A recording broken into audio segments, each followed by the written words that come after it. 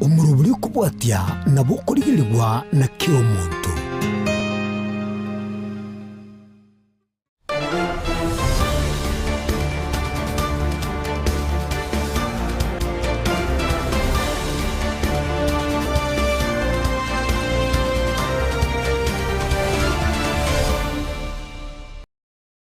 Emambia hayende na endo mwacho mugeria haye ichuma litko olie 15 na kabere mutinyo ko 5 na kabere mwaka yochi wiyono ngere ne 5 ono mo asencheri abene ngo kwariga nende segete seni geto kyabene gi Ensoko TV chibicha chinsa amari tukobuneliga ngenchonga nelitko to kurigeria mangane siasa murobene Etorobini mambia abone teseni kyao kyabene gi Ensoko TV kuraga igana bogo tubate semetanda yeto ile ya YouTube na Facebook na botirekera SMS na mbegote skini yo mwacho mwere tukwa na mange birengere byo bege siasa ime ya Gusii isiko ya Gusii ime ya Nairobi ne chingongo na bunorongo orwa centre kerato kuboka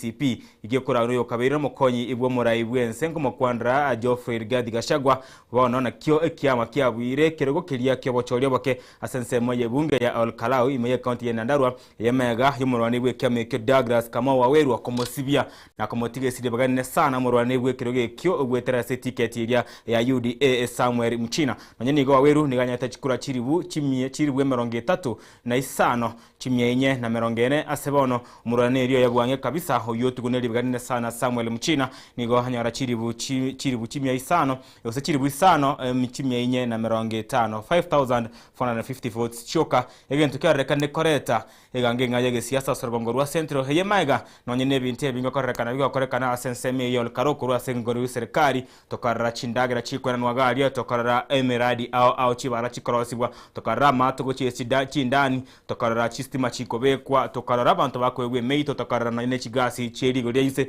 kolendo mwerewe lituko ekyama akiaye yokomo yokabera mukayo murebwense Geoffrey Gadi Gashagwa na kebera ko boko bwatendo kubwa okobwa seri bagane sana igento bonega kene kirikoranga ngomorindo obwensemo ya centro nga yoro chigo cha yonsi ko tunya kwandre sencherere yabene negete seneke ki Ensoko TV na bagani bane mambia yabone igano yenigo ekera maisonsi bona berko baga komorekera honorable wenji kumuya yoro mubunge bwensemeri ya Kipilpil na boigo igo komorekera John Metu omo senator we county ya Nyandarua namo na Geoffrey Gadi Gashagwa asiga asiba berba ko senseme yo kwene kinga kyame kinyara kerobo bwi mega yo gusiro bwi bwambere note chinsego senge chinga kichinke cha itira ne bonega nigo tukira rero omukonyi bomara oyo ko mukayo murayibwense arego chiko kwana nabante mambia abana yo chakira chinse nusu enkwana aye kurose koti ya Nyandarua ngo kwana bona mambia na nigo togoche yakonyoro kyabene hinkikeria kwandre kurwa chinse mecho nane ingigo chikwane kiwana mega yansema yuko nake chibura bwi tukiregoro tokarara abansa basaye ebakunya ko baseri abantu gete babwate chigali babegete chimask atayakorera kana bate bagara basigari babwate chibunduke na kutachitia gas korende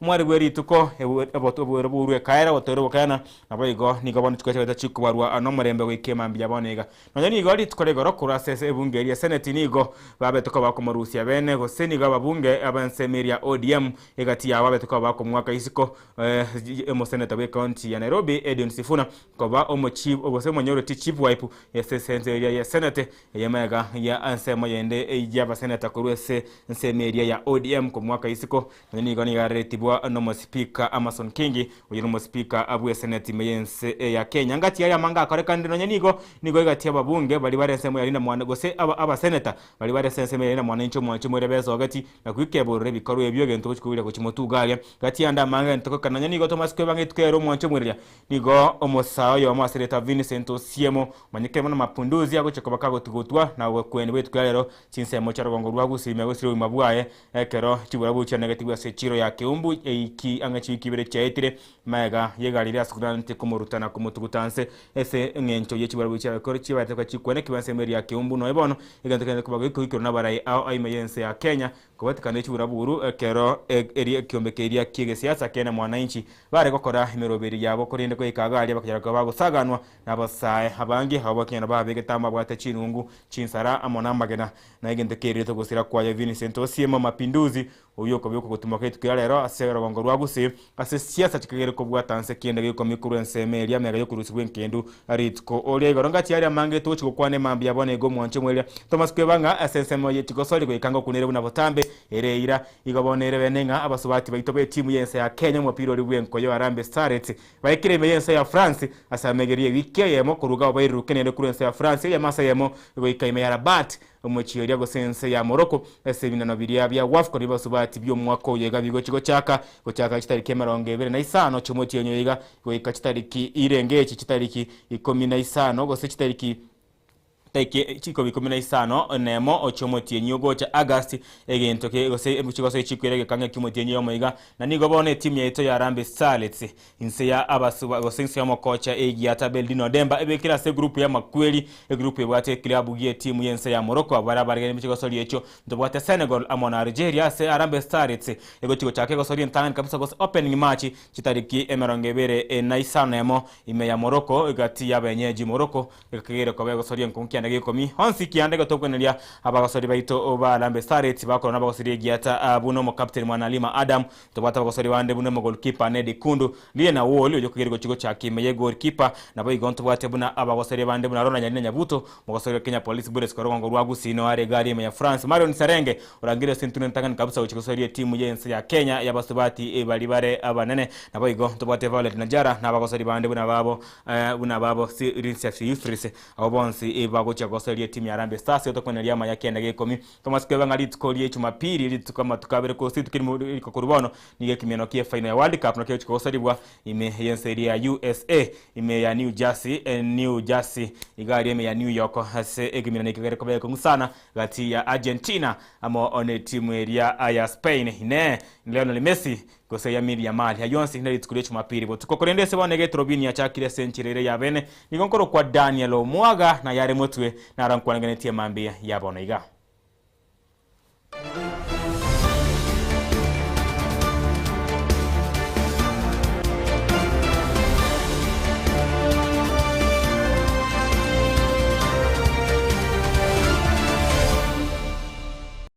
Tochake bene ebono mwanchi mwiriye mambi ya bono asto guchaka kurwa SML ya Senate imeyense ya Kenya gaiga asebono omo senator bwe county ya Kisii Richard Mamaye Monyunka eso kiribene kurwa Senate irina gukwana esebona gania committee area mangana labor and social welfare imeyense ya Kenya kuligirelia bene na kurwa robot nkigakogera abakore mirimo imeye county ya Kisii batari gwakanwa wika abonega asekera tebiringa nogo cheruko mesara yabo no yana abande babako bakumento engeri yabo korengana na Mamaima nigo bono ya committee yo kubeka teneni ninge kogera maganyo yabakore mirimo ne county ya Kisii ane bari bakore mirimo asense mwenya gitari ya Kisii training and referral hospital KTRH eterwikeni bwa agoika abone igano nyanigo nigaterenga agoika ekiene kebe kuteneni eriko cyo gusansora hamangana ali yako bacanda gose ugotaka no kwemesara yabakore mirimo imeye county ya Kisii. Mr. Speaker, for giving me this opportunity. Mr. Speaker, sir, I rise pursuant to Standing Order 53-1 to seek a statement from the Standing Committee of Labor and Social Welfare on a matter of county-wide concern regarding persistent delays by the county government of Kisii to pay salaries and address the employees' concern. Mr. Speaker, number one, I would like the committee to look at the biometric report of the audited registered employees of Kisii County and designated roles and responsibility within the county organographic structure and the amount of the wage bill from 2023-2026. Mr. Speaker, number two, I would seek from the committee a breakdown of the salary arrears by the county government of Kisii to its employees, including details of the months of which the arrears relate to and the reasons for the continued failure by the county government to settle the arrears owed to these workers. Number three, Mr. Speaker, I'd want the committee to tell us whether the county government has remitted the monthly statutory deductions and other mandatory deductions such as pension contributions and SHA and any other affected statutory deduction for employees despite these salary delays. Number 3, Mr. Speaker, I would want the committee to interrogate the status of payment of service gratuities for lapsed employment contracts, particularly the employees of the Kisii Teaching and Referral Hospital and the workers under the ShowMap program, which is a World Bank project. Mr. Speaker, number 4, I would want the committee to look at what steps have been taken by the county government to resolve the delays in the payment of salaries, the payment of unsettled and outstanding salary arrears, and ensure timely payment of these salaries and these gratuities in the future. Number 5, Mr. Speaker, I would want the committee to find out when the county government will issue contract extension letters to the employees of KTRH and workers who are working under the ShowMap program, whose contracts lapsed, but who continue to be engaged in the county government, working without formal notification of the terms of their continued service delivery. And finally, Mr. Speaker, I would want the committee to find out whether the county government could consider transitioning some of the employees from short-term contracts to permanent and pensionable terms, particularly the healthcare workers, in order to enhance job security and improve staff morale within the county health facilities of Kisii. Thank you, Mr. Speaker. Chumwelia togotigana yo togos kamutubono manyeni go maega yo kurusibwa abuna omo chief waipo wense moya balibara wake asebunge ya senete ngumukwandra mu seneta bwe county ya Nairobi Edwin Sifuna nigobono egatia abwa seneta kuroro ensemeria ODM na boigo barabwatani abo mu kunyamere serikali walinda mwananchi wege siasa nigobono besa okina kwikire borege tambuka ryo ku mwaka isiko Edwin Sifuna asekelinga nkibwate tima chikali abwandati maega yo ku mwaka isiko buno mu chief waipo wensemeria gose omo manyalute leader bali barabake asebungeria aye senate kokwane kerekyo nigo batebirenga ego ikigitambuke koiru ekyagara igo ibitambuke ryo kumarusia ago esekero gekyo getarenge na amangana go seketarenge ne chinjara chichibwendrete gati ya senate abu na monadan manzo mo senate bwe county area ya Makueni ntobate jari mu Nyonka mo senate bwe county ya Kisii ntobate okio mtato yoro mo senate bwe county area ya Busia na boigo Godfrey Ososi mo senate bwe county area ya Vihiga bonsi nigo bagikeria igitambuke yoko mwaka isiko ya bisi buna omo chief minority wipe ikorwa sensemeria aje senate Edwin Sifuna torango chinkwana chiabo chinsa chinkamaga Edwin Sifuna gwako isiko yekero kiae imeye senate. I want to say that dissent with good reason has to be respected, and I want to say that actually when ODM left and joined broad-based and has given notice to leave Azimio, then they should cross over the aisle and go to the other side and allow the remaining political parties and the remaining ODM members to form minority in the House. So I want to say that the Savi whip, Honorable Olekina, is Savi illegally. The Savi leader of majority who presided this, Honorable Mazayo, is Savi illegally. If the law was to be followed, they should cross to the other side, and the minority, remaining minority, forms, you know, the minority in the House. They are illegally serving, they are serving by force, and this is not the Kenya we are looking for. And this is the reason, one of the reasons, the capture of parliament. Kenyans are saying that William Ruto must go. He must be one term. We have also followed keenly with the situation developing in Olkalao, and we want the media and the Kenyans to be alert to make sure the way Sifuna was removed illegally through an unfair and an illegal process is not the same way a member of parliament, a new member of parliament is elected. We want justice in the country. That is what has been lacking. Fairness, you know, rule of law.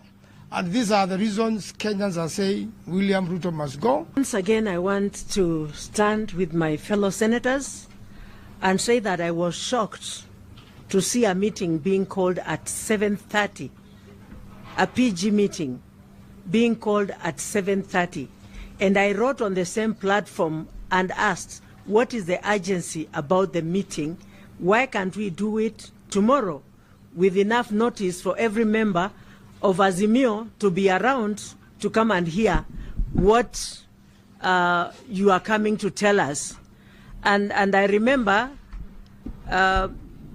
two of our members called me and told me to come back, which I could not because I was already in Machakos, and they were calling me for a meeting at 7:30 in Nairobi at the Senate, which we did not know about it the whole day. I want to say what was done yesterday is wrong and unacceptable. Sifuna has been removed unlawfully, and this gives Sifuna even mileage to continue leading in Linda Mwananchi. And Sifuna, I want to encourage you and tell you, even being removed in that position gives you better opportunity to continue fighting for the citizens of this country. And you have a greener pasture and a greater future ahead of you. Keep on pushing. And as Azimio members who are in opposition, I want to encourage us to continue pushing, because this Kenya needs a change. And that change is coming. Back from there to the office here. But some of us who felt we should not miss the opportunity to object decided to come back to town and be available in that meeting. And what went on, first of all, I think we have 31 senators in Azmi, 31 in total who are in the minority side. The standing orders require that a half, more than half, or a simple majority, 50 plus 1, a simple majority, makes decisions as to who makes decisions concerning the leadership of the side. Now, 31 divided by 2 is to get at least more than half. You need about 16 senators. So only 21 senators stand up, and out of the 21, only 10 appended their signatures to the motion to remove Sifuna. Some of us resisted. We demanded the results to be taken and minuted. They refused. They said that the election is a creeping election. It will continue past the meeting, which resulted in resistance. So we resisted, and as far as I'm concerned, we tore up the papers. We tore up the voting papers, and so there was no result. There are no results. So here we are today, being told that changes have been effected. In fact, this is not about Sifuna. It's about institutions of this country. There's absolutely no way that the Senate can be captured in such a dramatic manner whereby the very leadership of the minority side spearheads the killing of the House. For a long time, some of us have been saying that we are worried about where our country is. I remember there was a time, I think it was 4 or 5 years ago, when somebody made a ruling about whether CDF should be a fund that is going to be accepted in the structure that we have, and the ruling was that it will automatically affect the structure. If you take that example and where, literally, you are now where? Literally, you are now on your own. And what we are asking is for you to support us so that we can fight for you. Sifuna is being lynched for the fact that he has taken very, very strong positions. We disagree with President William Ruto on 3/4 of the things he's doing. We disagree with him. You can see what is happening at the news today. You don't see whether police officers are wearing balaclavas or they are wearing masks, whether the police officers are genuine police officers or not. Ladies and gentlemen, we have a country. If this country goes this way, some of us may survive and some of us may not. Because this is a template case of what happens in a banana republic. You take state resources, You use the resources to buy influence. You convince anybody because the money is available, because everybody is looking for money. You decide you are going to dismember and make all the structures that are in place to become dysfunctional. After a while, most probably after the coming elections, if they are rigged, the next thing you are going to have is somebody to come and remove the two-term clause so that we can have a president who can be imperial, just like Museveni and all the other African presidents.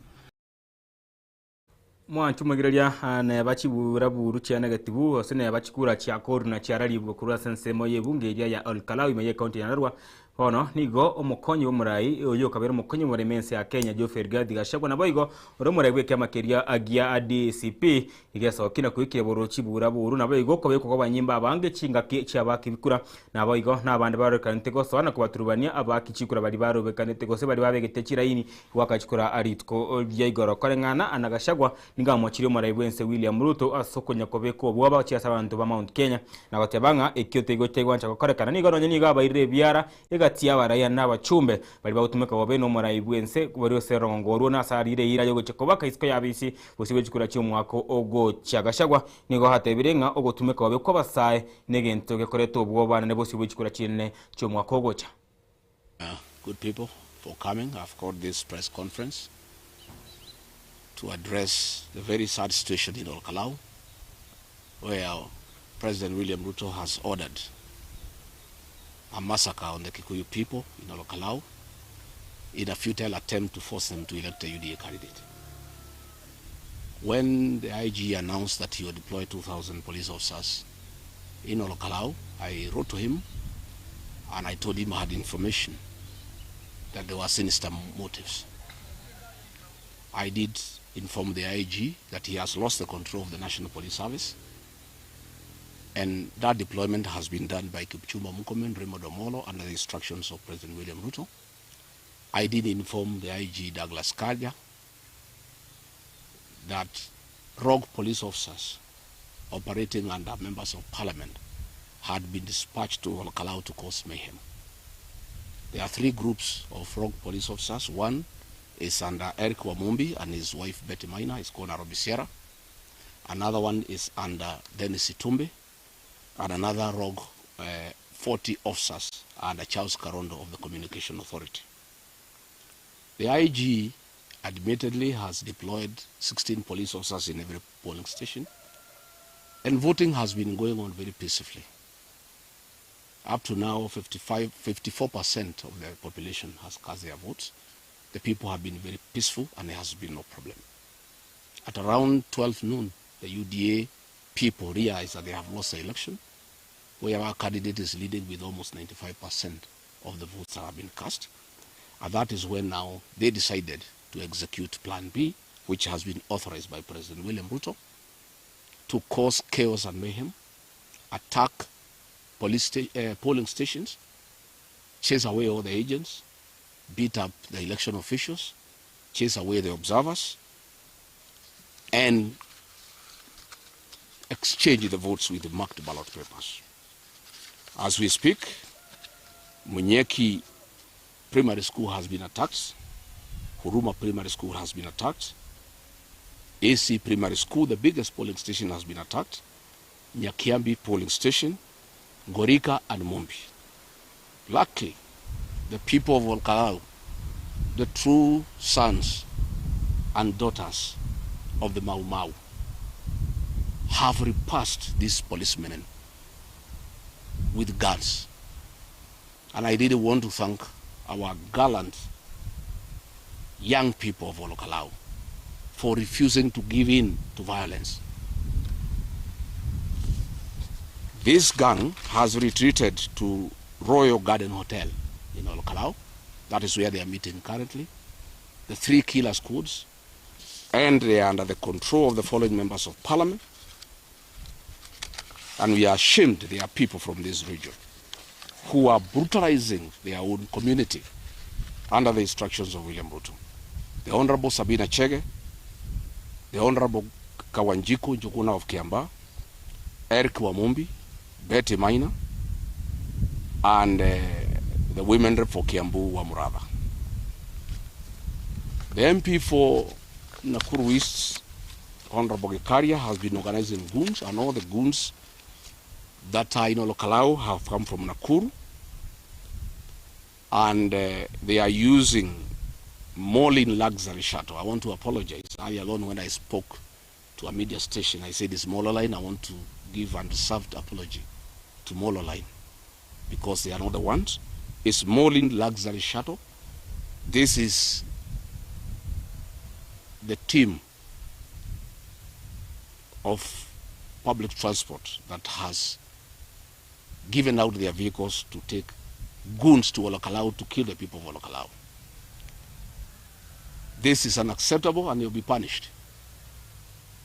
I am announcing to the people of Mount Kenya region that Molin luxury shuttle must be boycotted forthwith, and they'll get no customers in this region for agreeing to ferry goons to go and kill Kikuyus in Olokalao. And I want to ask everybody in all 11 counties, forthwith, Molin luxury shuttle must be boycotted and should not get a single passenger anywhere because of what they are doing. I want to ask these members of parliament from this region who are being used by William Ruto to injure their own kinsmen, to beat up their own people, to overturn the will of the people, that they are traitors and they are an embarrassment to our community. Charles Karondo, Dennis Itumbi, Eric Wamumbi, Betty Maina, David Gekaria, Sabina Chege, Wamuratha, Kawanjiko, you are an embarrassment to our community. How can William Ruto fool you to organize violence against your own people?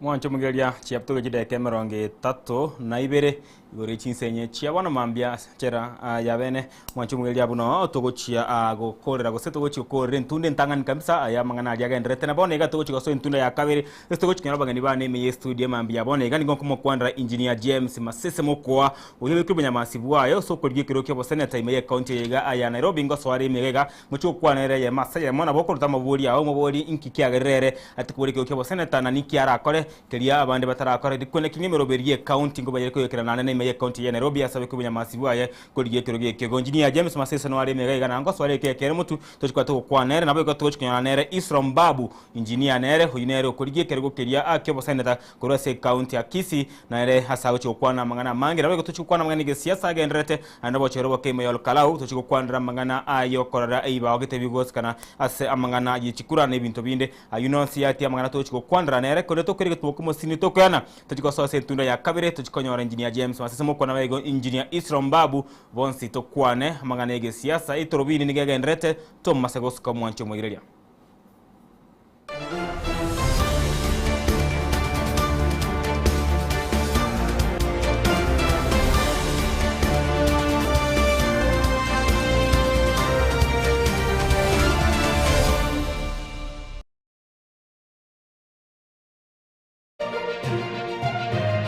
Eye ni Ensoko TV, uboroso bw'umugusi.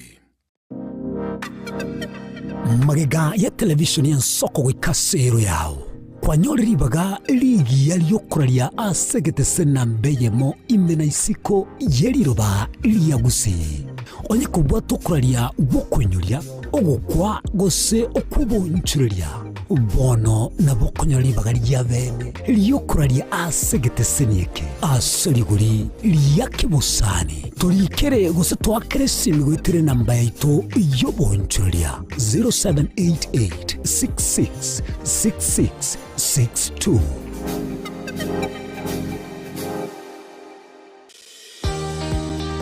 obutindino bosombasi amate ninki kere tokore asama rieta ngoro ko munyagitari bosire ko Betami Rehabilitation Center. Betami Rehabilitation Center togotoka asegusi ensemo ya Gesonso na Nairobi ga ogoche ensemo ya Ungatarunga Xerian Road. Ime ya Betami nigo togo konya abantu bari amaruna mariogo yogo tindi asariri obongo bwabo.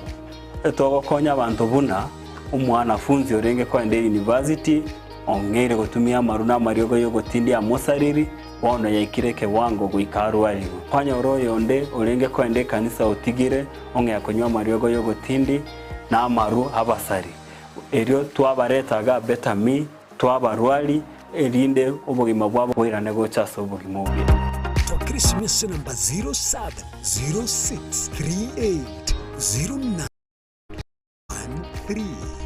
Betami Rehabilitation Center lichi buryo kwa chingatale ichyo butindu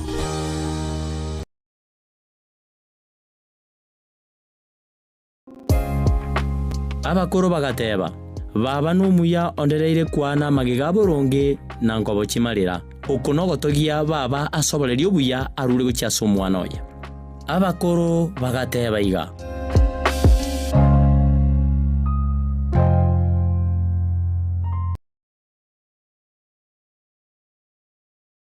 Chuo Kikuu cha Tangaza tumebobea katika kozi zifuatazo: PhD in Education, Masters in Theology, Bachelors of Arts and Communication, Diploma in Law, Certificate in Counseling Psychology. Tunafundisha TVET courses kama vile ICT, Diploma in Teacher Education. Tunafundisha lugha ya Kifaransa na Kijerumani. Kwa maelezo zaidi, wasiliana nasi katika anwani inquiries@tangaza.ac.ke au tupige simu kwa nambari 0722204724 au 0711713910. Unaweza kututembelea katika chuo chetu mji wa Karen, jiji kuu la Nairobi, Lang'ata Road. Tangaza University, kuelimisha akili, kugeuza mioyo na kubadili maisha.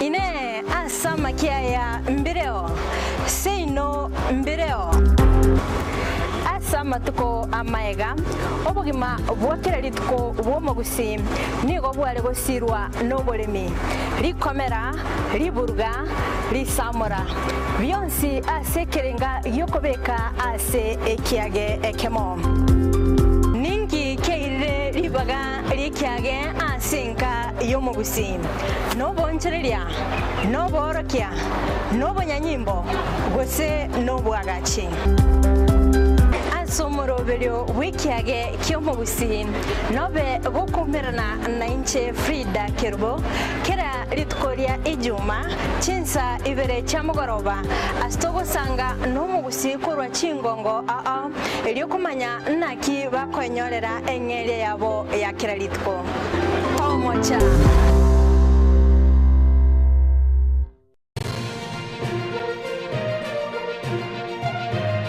Eye Ensoko TV, uboroso bw'umugusi.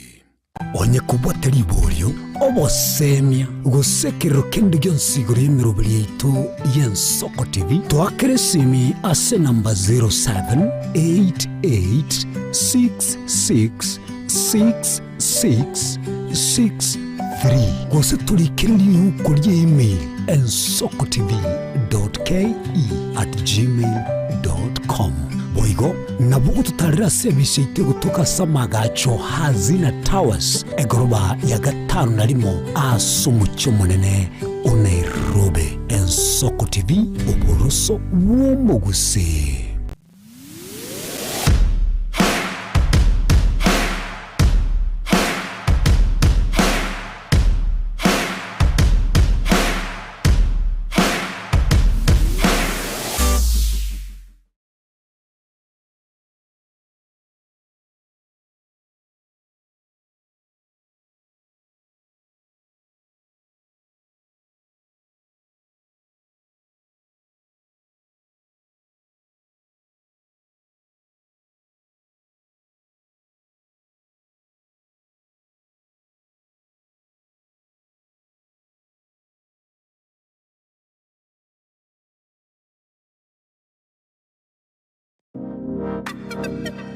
Magega ya televishoni y'Ensoko gwikasero yawo kwanyoribaga ligi yaliyokuralia asegete sena mbeyemo imena isiko yeliroba liyagusi onye kubwa tokuralia gukwenyuria ogukwa gose okubonchuria bono na bokonyoribaga lya bene liyokuralia asegete senieke aseliguri liyakibusani tulikere gose twakere simigwitire namba yaitu yobonchuria 0788 666662.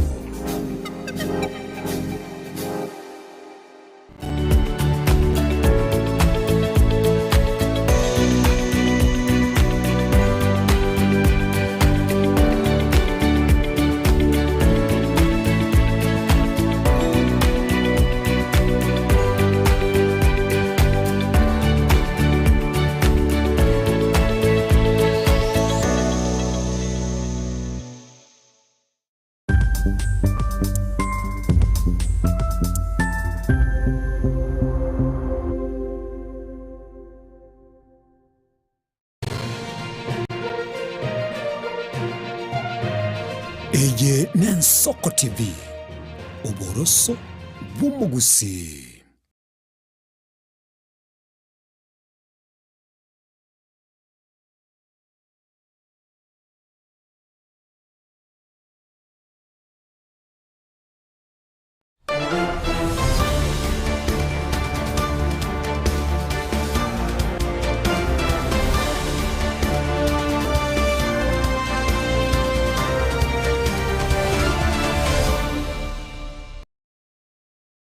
Mwanche mweli cha tuwe Camerong na ibere igoro chinse chabano mambiege tunda ya kabiri kabisa sa kunyara bagende baito mega yo kunyara lya gende tegwate kana boniga nigo tunyara bagende baito gaiga abamenyi abwato monyubege siasa nabega babekire birengo birengere byo byonse sege siasa nebo switch kula chi umwako gocha 2027 chi mirongo ibere ne 5 onebere ekerobo chirobo ke bakore kore kana sense media ole kala imoye county area ya Nyandarua iko kuma kwa engineer James Masese mukwa webuto eganga yayo kuri ekiruke bo senator game county ya Nairobi na kwene kinga kubekare koroto bya ya Edwin Sifuna ne gange yaye ne chikaba kwekana na yonsi konya murenere mukwane ye masemo akwerane inseki abekire ganga yaye so kuriye kiroke wasene tarane meye county ya Nairobi ngubu kwandra engineer Isrom Babu oinere obekire ganga ya samotuka mange bono okuriye kirogo ke wasene ta ase county ya Kisinere atete ko ira kirogo kiria kia maima oinere obekire bwazinga goche kuriye kirogo ke bagabana bwe county ya Kisi ase bonega abantu abange beso kiri gati yabo Isrom Babu engineer oinere otete ko granre kirogo kiyo nene kone kinga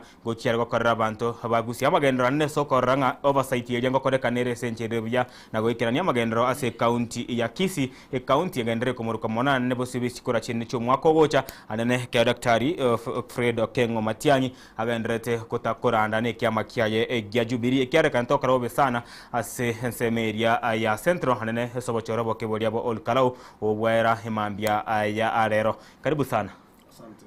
Karibu sana maybe na introduce na kugelia kamera yao na kwa nilitari ya senchera ya ben. Asante sana chama Samaria tankoro ku James Masese mokua. Yes. Kuruarali nkanga irabda nchelo monchali kuruwa monchali gogya kumu ward yakumu Gesonso. Gesonso matensai. I know any neighbor tu. Nchelo magetu. Engineer karibu sana Isro.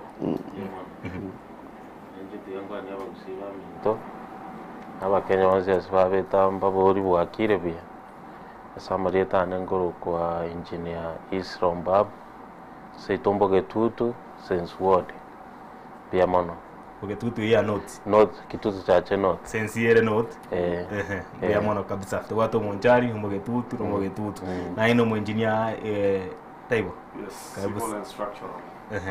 Mbya mono ase nyencho ayego kuriye kure ya Nairobi ni mede no muntu omta na wote ko kwandra ab Nairobi bwata chikabira chiga chiosi odo na wo comics karibu sana mbya mono sana ismu arunga kiere na alende kitota chiko cha kabisa ngo kwa na mangana mange olkalau to kwa ni siasa gocha tolere bago bigo sona chi mi siasa timete go siasa cha kwa Nairobi kwa ngo tumurwa abantu ba ochira ni emeroberi yao Isro mwere nkarenga bwete ire ebintu bunebyo gali gusi ngushitero kwa na mangana yonsi kurende kiagarete kuriye go seneta kwa county Nairobi James. First of all, it's a time for the youths. It's a time that we come out of complaining and giving ideas in platforms that really don't make change. And that's why I thought I would do well the seat of the senator. I have been in the space for a very long time in politics, and I think it's high time that now we join politics. And of the 6 elective posts that are available, which I all qualify to vie for, I sat down and thought I would start from the seat of the senator, which is not, it's just a starting point, but not where I would ultimately want to be. Of course, I would want to be president of this country at some point, but we have to start from somewhere, and Nairobi's Senate seat is the best place for me to start from. Yes. It was a thought, or it was a push from the people? No, it was not the push from the people, because I don't have that name for people to push me.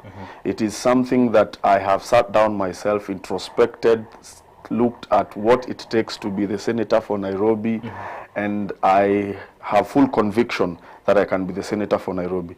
Now the push of the people, this is the time I'm looking for the people's push, by making sure they know what I stand for, so that they push something that they know, not pushing something that they don't know. Yes. Or rather, you've said you've been in the space of politics for quite some time. Yes. You've worked for a politician, a famous politician, or you have been vying for some seats which are a bit lower in the country? No. I have been in the Raila Odinga's University of Politics and Leadership for a very long time. So I am a staunch ODM supporter. I have worked with politicians. I have supported politicians. And I know what it takes to be in politics and elective politics for that case. So I think now this is my right time to get into the ring. Yes. I'll be coming back to you after some time. Yes. Babu, karibu sana naende. Miki yakwera naye, why do you feel it's you in Kisii County? Anane kerao chinga kechi mumaimate virenga ngu chere kurgi kiruki bugabana ne ba tarai katebe yo kurgi kiruki kurende agoteba ngu chere kukirigia ero manyano tebire maisamorale. Higoli bugengu chitikere gwasi. Obere very vocal kuruese ground in county ya Kisii, very very vocal kuruese Senate. Ingi agwera no igwetenga nayo recho sibikoro tubya Richard Maimonyonga. You know, abagusiba itomba fire tu namba bwate senator for the last 4 years. For the first time, Richard Maimonyonga, you know, initially garinga MP yani. Itu bwate bugetutu yonsi engima. Ono akara kore gasiri bugetutu entangani. Abantu akarambia kagenda maate. Abagetutu amade bakarambia te bamwe ibindi biri bya ibinde bibere akari 15 years chobo chumbe ka agacha no muheshimiwa Simba bakabanga bya bagataba ya maide siasa ya gusini chinamba bakarigero bogetutu aya bogetutu rendana kimwa gamba ririmo gakora ndokuruzi mogetutu randitira ni mogetutu abagetutu babwata engorengia ndubwati ngorembe tukadana rorende kitwarire myaka ya 10 ore nande gente kitukeire gucha tukakera na gucha mate gari tukakera bo basi nentendo bagata bona rende nene bwata ganta kagake tukarayo muntu uraisa ne gutora ganta kagake no umurabonyonga bona rende bagusimba rafiri bori obo senator obuna abagetutumbia to bobwate bori umuishimiwe iri twakagenda rero tarigocha gusimo no yo komonyano ari Nairobi ogenda transfer yari na no maitomo agomona abwata akaremo gari akeba bagusi no nebirero tarigocha siasa rero ngora mugutore ngwanda ari bunga akego urakora mono ngenta akora nebintu bibere byoka egente kemo tariko gakora revenue allocation tariko digi chibese chitu chigenda gusimo no buna chikaunti chinde chikonyora oversight ngokora ari bier ngora akari riogibia lakini revenue allocation account yetu konyora chibese account yetu nene allocation iri konyora 8 billion te saini bona kitu take nyora umuntu mungaini okogenda gari ajosugume bintu Ubunga nchiraki is it but he has been good kwa ruchaga siolia ikinagia daninga kiyamega akarangi gukura gikaba mwezi gachakaba cancelled twareka kwane sebunge twareka komorete mbero sana mugavana kwa county ya Kisii bachitamo bagacha bagatigana na abone ga korera nko mufasite area sana watere ngo basite area kurinde gotebara 11 location yabante gwetya kurase senate I think so imanye gochera se county government yaketaranyikania gosresing inchota ero traikirania go senese ngincho ere amono bese bariango tarigo push mono allocation ya korwa parliament ase budget didi bade senate ere tarigo push interest chomo gusi mono tarigo chipush mono unanga tu even 15 billion was 12 ne county and Kisii ne county enene ase chi county jiji nene mono we need to get around 12 billion every year, 38 billion. You believe you're gonna push that? We will. Aya, wait also race from Babu. Engineer James, in Nairobi County, county with a total of like 4.3 million people. How do you feel it's you? And first of all, we have a senator who has not pronounced that he's going for another seat yet, but probability that he may be away from the seat. That's the probability, but we don't know. He has been vocal, and he has been the former SG of ODM. Currently, you've said you are a strongholder. You are a strong supporter of ODM. Yes. What do you feel that Sifuna has not done in the county of Nairobi? I think I really don't want to base my politics on what he has not done.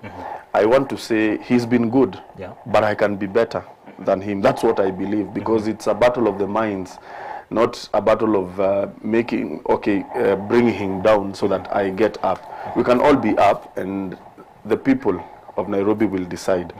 My politics is not based on what Sifuna has not done. It's I can do better than him. If he comes back, he wants to be the senator. But again, give it to him. He has lived up to the billing of what a senator for Nairobi is expected. Is expected of a senator for Nairobi. The senator for Nairobi is somehow different from the other counties. It is more national. Like if he is the senator for Nairobi, he will not talk about issues of Nairobi alone. He will also talk about national issues, and he's been able to do that. And I think I can do better than him if he comes back to this seat. But if he doesn't come, I mean the seat is just mine to take, because I have the zeal, I have the urge, and I have the vision of what I would want the people of Nairobi and the great country that is Kenya to get from my leadership. Yes.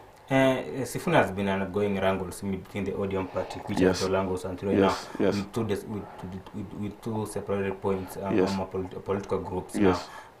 But if it says to come back again with the ODM ticket, will you fight with an ODM ticket also, or will you get the ticket? And if you don't get it, will you go as an independent candidate? No, I'm not going as an independent candidate. I've been in ODM for a very long time. I've been in ODM since 2007, and I believe I have what it takes to face anyone in the nominations that will come, and I am certain that I'll be victorious. So if he comes back, which is quite unlikely that he might come back, but if he comes back, and whoever else that is there, I am not looking for a direct nomination.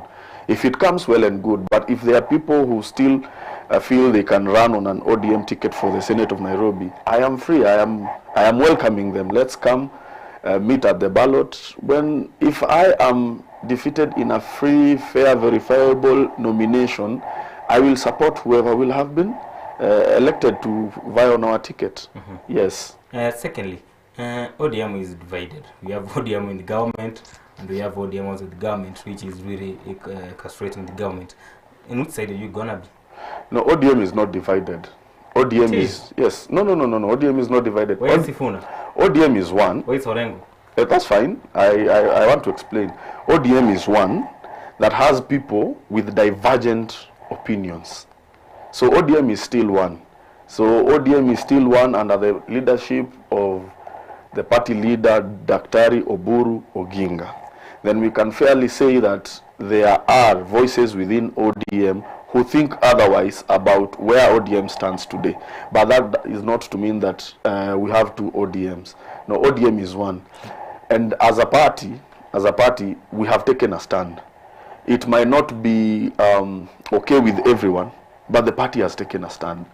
It is prudent for any member of this party to find a way of supporting the party, because at all times the party makes different stands on different things and people support.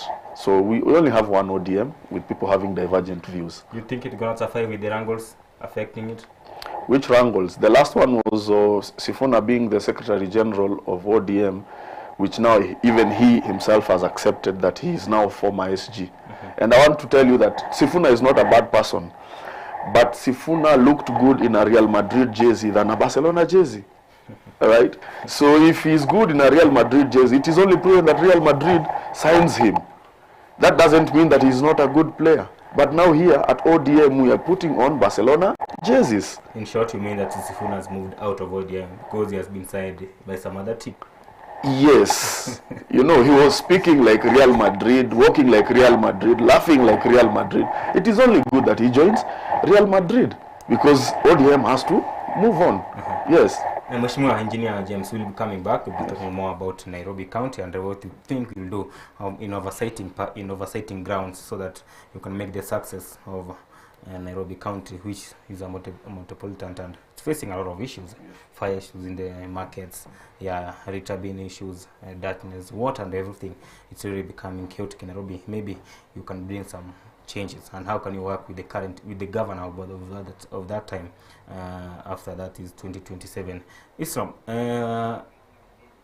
Isram Babu tusikango mutwake to kwane manganaje ge siasa anene siasa cha elections cha Ole Karau timaiti norochenga umurimo chi tware margin sana hagati ya UDA amona DCP ikiame kenyi sana ikiama giachira kinyo karanga giachire Mersana Central inakira kwa nigoro oyogo choro kwa Douglas yewate 35,440 votes a gap you Samuel Mchino what 5,150 votes.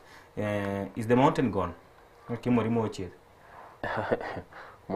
moraria huo murima turagenda murima iwaji section ibere tubwate east na central bone nyene east ekingpin yabo no omuraibwe omakonyi omuraibwenze Mr. Kindiki. And I wonder how comes on to work yogiga na ritwabwe kwerende gari mbere note ngwara gari nto ira chikura chinyinge sana tukabwa abantu aba ba bebe side ya rugoroga kana gantaga sinini karing otherwise you die gari chikura chiri na bengene wini ba wini tigari nene sana because ikaswete mpaka nyomba muomo nyene kabisa konyora chikura chiri around 6,000 jeri ngekurange yo murima nori intact neri siasa yabe nyinge ga ngwara abantu banyora magendero gari sana within a period of less than a month ibintu bikabekwa ari bya system chikabekwa pare karosi gubiya system jeno chako mukimete wako yari garo iri siasa online njini mbwato monto re ground boni gatwa kwane bono mambi aba ngina gari babegenda to connect ru system chinyomba sana estima geroro re ground atakirite chikura isrom gereri gega mukirang almost 16 billion that's more than a budget y'omuntu governor no governor imeyense ya Kenya ese constituency ya Moyoka chigas chimatres chini government of Kenya nkora ngechi wante kutumeka kokonya abantu bali bare echia ese institutions buna bali bare chi refugees buna dadab lakini after all mwenye nachukura chiri guisano choka kutumeka more than 16 billion. Do you think it you know Umoradia I don't know who was counting these things the first thing siasa area rengegali serikali ndio ikuteko ira magendero gali because ni period ya politics ya campaigning the government is delivering ne siasa ere serikali teko batebekira abantu estima nini riaje torenga kia siasa in any way ngakiende yose serikali gego deliver ni rono gari budget okora magenda rengakia ya siasa e program na yari nge serikali na naki wikire ngakigete abantu ba orekarau kubekero bari stima ngwikire ngakigete ya orekarau abantu bari baje banyore chigasi ine serikali go deliver bintu ni rono byaje doro rengakia siasa James na manenga budget yo yari gotebanga mutinyi gatano na rimwe mutinyi 7 mwaka uyu gana ria magenderera ko genda akogenda ole karu akanyorana ne emergency yo makweri yo mabungo ukare waroro rode yani yari ke accident. No, it was very intentional that they have to deliver that seat, but the truth of the matter is that the mountain is gone. The mountain is really gone. And from where I sit as an ODM supporter, that means our, on the table, bargaining table, our stakes are higher. Because now the mountain is gone. We are the ones who are there. So for us, we were watching. From section Nyanza or Nairobi? Now the ODM base, the Raila base, yes. Because now the mountain is gone. We as ODM now, as we go to that negotiating table, our stakes are high. Because now, I mean, the mountain is gone. You're coming to us. So that is what I take from there. But that was a very dismal performance. When you compare the amount of energy and resources that was put into that election vis-a-vis the outcome. I mean, you can't explain 5,000, even with the gas, the boats, the trains, the number of elected governors, MPs that went there. You can't, I mean, it doesn't add up. So that's clear that the mountain is gone. My only worry is that why did they elect the DCP candidate? Is it because he was the DCP candidate, or he has some substance in him that he will help them in parliament? Because now that's where our politics goes wrong. Today we have people who are singing one term, and they are hiding there for them to secure a second term or another term, or for them to come. Not because they can lead us very well. You see, there are those who are in 2 term, so that at least they can hide behind the president and whatever the president does for them to get a second term. And that's where we get the problem. Today, when we say Ruto 1 term, what we are essentially doing, the politicians, wametudanganya on where exactly we should point fingers at. Because there is nothing the president does that does not go through parliament. Everything that he does goes through parliament. So who should be 1 term? It is the MPs and the senators, not the president. Even if we elect another good president with the same caliber of members of parliament, the country will still be in the same place it is today. Ingo mdosi we MPs, the president. No, the people of the Republic of Kenya. The president can do nothing to the MPs. Whether you like the MP or not, the president, money has to be disbursed. CDF has to be the president gives orders for the bill supposed to be passed in parliament. That is behind the scenes. That cannot be said authoritatively. No, that cannot be said. You see, you can also give me orders, and I might choose to either follow the orders or do as I wish. What I think is correct. Umare bwese ya Kenya Islam nkurware chi directives anane finance bill ebinte bingo twarego chia chi bunge na nane gwetera asomo speaker na ekware bakumo speaker agari saidi umare bwese kiria okwana kyo korekana ngakyura ola bremu ga abachumbe barabiga bagotebo koraiga ose oyorekane ndega ya gutumiria sate ozoyorekane kwarete wiki nagite gwatugutiru isiku igo bago koranda pressure umare to moraria parliament here independent. But you reckon you got to go independent for the last few years? No, need what amanye the responsibility chabo. Itu achoreta bantu tikana rakwira ni maga 20 the 11th parliament abantu bari ba there's a lot of division ya rengo between Tanga na government. You know, most ebinte bingi bya serikali ya kairu bunge ebinge bigwa. Because it was abantu are independent. The government to wada boniga neri omurayo yatebire ibanje de chanda utaba aba ishimiwa bange to bwatega ibanje de chanda enda yabo nakiko ribinte binge bikogenda gari bunge babwata ni independent mind igomba kwatere itugo to somura ibwense for example naba kwachero ne kyama kyomura ibwense no for example Senator Momoima, Senator for Kisii, he voted to impeach Rigathi Gachagua. Nini exactly? What exactly led to that decision? Because today he looks to be retracting that I was wrong. So he has all of a sudden become very clever and know that he was on the wrong. You see? Chianda utijiriba etwe ba chirire cherire bano bairanirega bare bano mondora bakonye Matiang na Matiang tagutara bweko na tagutara na inguna basai igoso mumwancha nanga ababunge baito igo barote encharembe babugate to the core. Encharembe To the core. You see, let me tell you something. You see, like someone like Ndindi Nyoro. Ndindi Nyoro was the chair of the budget. For the budget that we went to the streets and made the government dissolve its own cabinet. At no point in between there did he say, hey, you guys, Bana, this budget is not good for the people. In fact, he pushed it to the end until it was voted in. You get? Now today, he has all of a sudden become clever and wants to teach us about the economy and how the budget should be done. So we have the same people. Now, because he knows very well, if he sticks with the president, he will not be re-elected in Kiharu.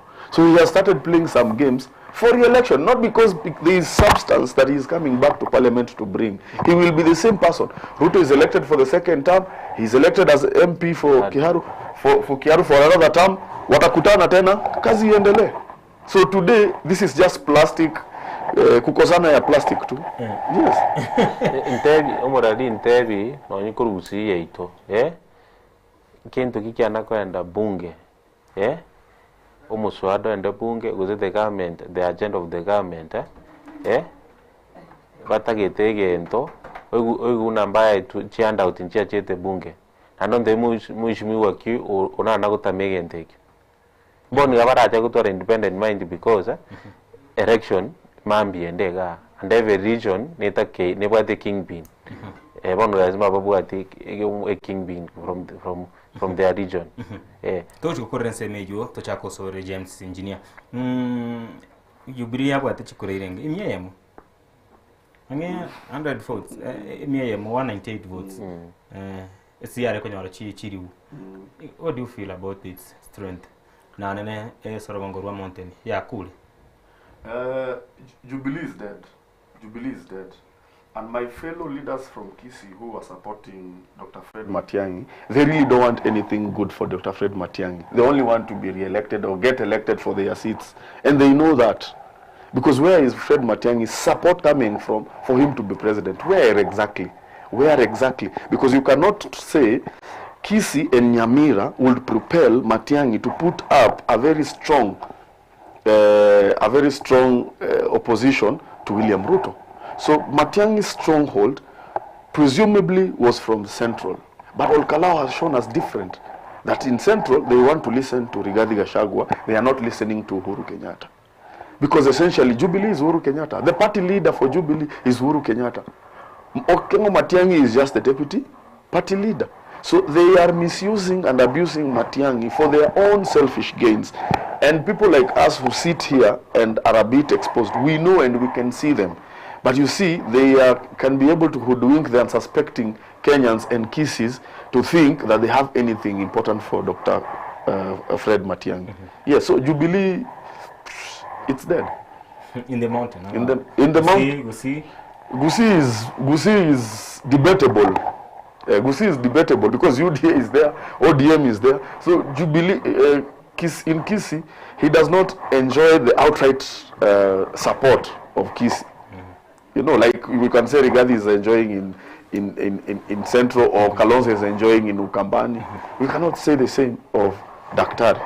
Yes. Isro daktari Okengo Matiang'i igaringete konyo kurigikiro kyobora ibwense na abanta bange gorikikia basayigo tebanganera bategete kwendose kurende unyore kuremia yemo 50 53 na sana esuruto 198 kurwa ase ekiame kikiarenge very strong ngakiyamagaga matuko emyaka ibere getatu yetire inkiorigereti yente ngeki kumwe kumu affect kerawo uchiko semesa kubago mugati oria gose ngeki kumu affect taye gwekero gokerikyo uchikuri bora ibwense nje ne advice so na abantu aba Jubilee. You know, Jubilee ne go sorry babugate especially on the mountain. Tindo jo semba ireta abantu ground waje ku campaign. The way UDA yakorete na DCP. Gwara cho ni meto igamenye ore karau no arara ore karau agwesibi ore karau tajedoro. Oroje Jubilee yaito ngoje doro roko kurarichigura. Nani deputy party leader nani oyo West Mugrango gwa moroje ujire orekarago gorariji kuroro no gwa rojo orekenta oyo ndoyo onaro koga na gwa moro orekarao esimba yete tokoro Matiang'i yoka gwa moro jiro orekarao bora Saturday gwa araga enda embu gari embu agasaba akairana tachiti orogora ryo muntu simbale ngacha na kirugeke mba gete ne ribarocho bakora wale ngari mountain na Matiang'i no ne ara toko achikura bakamotiga one wika egento njengote timu ya Jubilee tigaba iranense bari yabangwa na barabake babeke Chibuti bataro umurima n'ikigoti bamaketi patieri gose batigana mangana Jubilee Matiang'i na watakanto karika UPA tima idesiga jita kagenda kuchi baira ne UPA arosi nyumba yae no 2032 renda bakenya bamurigereri because yegero kiachire kiya 2027 yege egendo je Ruto oikeirire gerokyo Ruto yosbeti wo mountain umaide murari nande Russia yamatonyara ku define egento you know so far serikali ya wini libiro around 8 by elections chia veire eke mugio ka baruseti ekikia orekarao cost imba ruseti kwende magarini kuchesa monto ODM bado ne serikali that was ODM retaining its no unja no ODM orekarao maringo asipul ne serikali bana. Okay. Eka mugio kabaru sedia se. Experience ya Ruto ichonzi. Jini ya Ruto. You see what you need to know. Even the young Turks, akina Sifuna, Babu, they all agree that 2027 is not easy. They want 2032. Do you think if they want to be president in 2032, they want any other person apart from Ruto to be president? Because Ruto will have served his second term and he will not be there. So it will be a level playing field for everyone. So even them, they are supporting Ruto behind the scenes. That is the truth that people don't want to know. Machumuelia Engineer James masesa ate wanga aba ibandi kurwa kwenye gari ya kikurukomo bubwe siasa nda mwananchi ya support mu raiwense chini ya maji teammate chine chinkwa na chia Engineer James masese kwa cyo kideka irengechi kideka 17 vile chini sana cha bana mambito kate kwa na mngana yege siasa manabasa haba ke sana abarengete kuligibirogo awege siasa ne birogo bibo senator ex county ya Kisii ne county ya Nairobi kwene kingankore tabare changes go senkore ke bara magendro au mechi county echo ochionsi bere kumukwa na Engineer James masese mokwa na bego Engineer Isro Mbabu hawonsi bari studio tocho kwana amangana amange tutu mechi semenga asimo tukabonga iga twalire utumiki bibi bago habasaba kebunane inumwa service siasa nijikura mokoligi na marembe abande basoire nigo bagutumeka bobe kwemukie mioro kumuki chinsara kumukia magena korutana ko misebi cyana binde byamwabo kwa rutiri twari ngo mutinde katore ajya goroko nani nyine Vincent child minor yo siro ngibwa se chiro yake umbu ndera kwenu baya kurukwa Vincent Osiem korenga mapinduzi kwa mwigule siro tugimabwaye unabasaye balia abare ku campaign buya abandi bakatumeka obe bagasiro ngima yabantu tukarra Kisumu ese rinda mwananchi kikia kukarakana gali abasaye babucha bana bwate myoro bako na ali myoro nse yo kimba kumuriro tukarra mugavana omuranga gakobataka ritore binte binge bigokorekana twarure abasaya usomba kachikanisa ime ACK yabere conflict sana timetinge kugera what is happening in Kenya utumikibwe wabasaya chiguni chinyinge sana mede director timeti gusana ba chibichecho abahuchesa chibesa cyabasaya guse chigunsi bago so chinsemo tokonya abo kwanda nko bari baga mukwandire nka kimoroche nkigendrete where are we headed to in reflection ya 2027 nkoro chingia kore kana tole kalori tukuregoro wasigari bagocha tumeti gusana basigari wegite cyanga kitari kitabwati wese cyanga kitabwati kita uniform babwegite chimask babwate chibunduki babwate mbaka chitiagas nabasigari gusana abantu batumbira pegune mite inga itorochi nebinte binga byarwerere yasibwango iga na kurubora ibwe ntwa birochi. It's a sad state of affair. The modern politics of today, we really don't have space for such kind of politics. And it is very sad that young people like myself are being used to harm other young people in this country, or even other people in this country. To say the truth is that all these established politicians have this kind of people behind them, whether they're in government or they're outside government. And that's why you see, even when these things happen, they say authoritatively with a lot of vigor that they know them and where they live, because they have once used their services. It is only that the goalposts have changed. But this is something that is very saddening to see in this country. What we saw in Olkalau, V8s, TXs, and people coming out with sophisticated weapons, guns, shooting in the air, shooting at people. That is a sad state of affair. But if you look at the ballot and whatever came out, it shows you clearly the will of the people cannot be overturned by way of intimidation. We only do politics through persuasion. It's the battle of the minds. Can you say what you will do for the people, and let the other one also talk to the people and sell their agenda? After all, these people will decide. And that's why when they're going to vote, they have a booth, so that as they think carefully, who are we voting for and what has he done? So they will not vote for you out of intimidation, because at that point it's a secret ballot. They are there alone.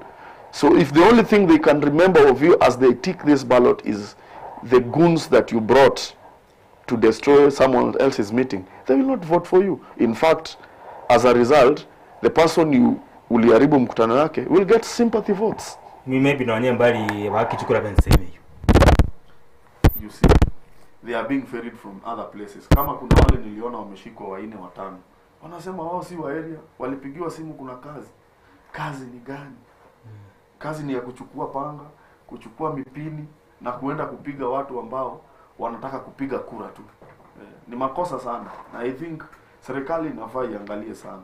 That culture should be erased and done away with as soon as now. You are in ODM? Yes. Orime ODM ni serikali. Yana serikali kusupport. We are broad-based. But being in broad-based does not mean we can really not say the bad things that are happening. You know, that is what our late leader Raila Amolo Odinga taught us. That being in the party doesn't mean you conform with everything. And that's why you will find within the party people like Sifuna, Orengo, Akina Babu, Akina Caleb Amisi, they are still in the party voicing their different opinions. Yes, so we are in broad-based, I agree. But now, if there are bad things happening, doesn't mean we need to keep quiet. Yes. It's wrong. Igor yeso mubwata ni kama kirekia UDA na matu kama yaga adia dizia tukaro senator agwe county ya Vihiga Godfrey Sosi ka gocherwa me county ya Kisumu agakwana gati abantu balia ababeta ko babagutuma inde kumutume ko mocherera mu PS Raymond Mora agakwanika Keumbu tukara musonda abare abo bagwesokia gati yabo machogo yorenga musiezi ka kwana gati abarayete barayuna babukwanekanire buna babo zaidi janda bakwanekanire kinegentokere ese mtandao tukarari tkoyegoro oyo kabiro mu deputy president gati gashone ka ukwana akwana igori bodyguard gete igutumi kono mu mpio rekandire more than imisangar kano tari yo motari ebere kakobeka chunduki uchigiro kaguita abantu nara gakwanika kabisa Inki abantu abakira bakwaneka abatari ko bwatro usine sengenje bari me serikali isro litanga dena re ngora yane ngakire ntebia aba basipora sogosiri mapinduze na rero rende buna toji komwenia tigense betwere rusi abantu baito abagusina abororo kurukare tware siasa njoma I usually sympathize with politicians most of those people bari sekirogo mono abagusa siasa nje gusi na arorire maybe mukwana bara betamanya gusiriri ngwarocheriri gusiyare ali notro nanda bana siasa abango sinjwaro jo contain ya chigunieje baje kuba promise 1500 baje ground bacha bange osinyu otame bagochere muhago baguitayo manyene biko nani gasi kwaba andi kwangire ku deliver entuma kwaba promised nande nara abande nkaigwa rumors gakego narenga matanga Friday gari keumbu ba akareta chikuni chinyena akazinyugo chicontrol musangire kano kabwate mike libako akazinko ba control trojo ni mejanda ya chakire gabo tigaba na siasa batiga magana yo gutara ne chiguni maide bagutara na chiro bago chase bakiru chingobi igabate bage chingobi beba bataka guita abantu ibone rachebe bobe sana tigaba abana siasa tutigana na siasa ya nyaribari maze nyaribari siasa irari no bonyombo bonge ibawede mu muro utari manyinga ito ono baja ku intimidate kwenda se constituency haya na boka ba nje there is some rumors yega nande na wede no governor simba ga gukwana una gati geto bakora musangire kanobo buya bagaika keumva bakareta chiguni cyabo cyajaga kubarwana boka abanyagurwa nasa abanyene abanyene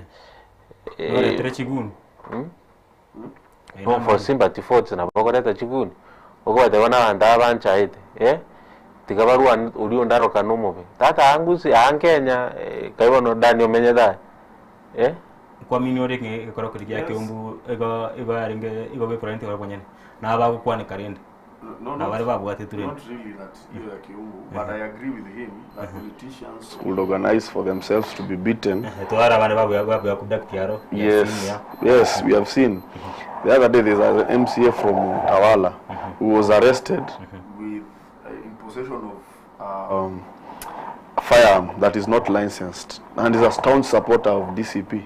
So all this time akiwa na hii weapon alikuwa akisupport na hapo nyuma Rigathi Gachagua akifanyia nini? You see, so these people themselves they also stage manage these things so that they make it look like they want, like they just want sympathy.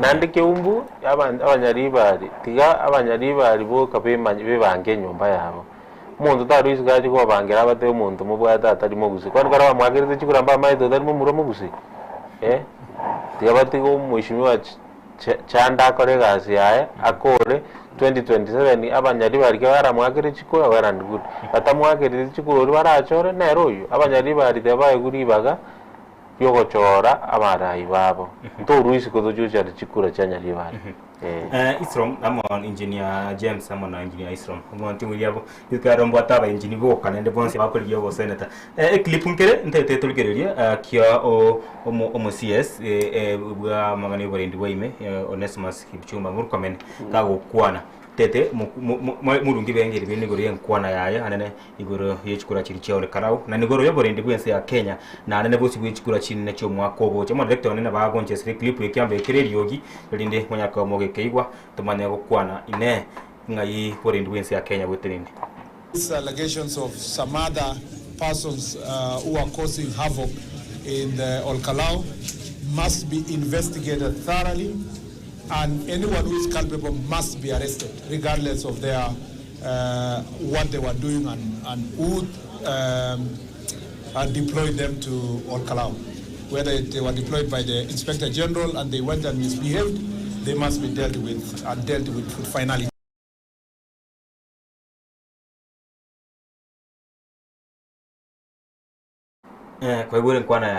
Whether they were deployed with the Inspector General, they went and they misbehaved.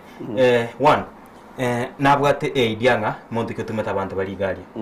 Number two, Islam nungi gwete. Niko tegerete kabisa and I'm taking notes. No, take notes. Number 2, igo whether they were sent by Inspector General. Gona wata idengo monde tena roba tumete gari. Kiko gutitigaga. Nga Inspector General akutuma abantu without the concern of the Interior CS who is the head of him. No, it's an if. It is not automatic. He said it's an if. If they are, whether they have been deployed. So there's a probability ambato metuoro no Inspector General. Yeah, he was very, very specific. Did he say they are policemen? He said they were sent by Inspector General to go and take care, but but if they have caused, but they caused the havoc. Yani go bato metu tumetibare ende lakini bayakoraki akore bintebing now. Igo mbato mirero mo Inspector General korengana nere. Yes. So if that is the case, he has said they will be investigated and the matter will not be taken lightly. We can only believe that he is saying the truth, because from where I sit, what I know is that some goons were in Prados and V8s with sophisticated weapons, shooting in the air and shooting at people. I will be very shocked if they are policemen. I will be very shocked because they are not in uniform. But they are policemen. But chibunduki. Very sophisticated ones. But criminals also have guns. So I did not see them in uniform. Yes.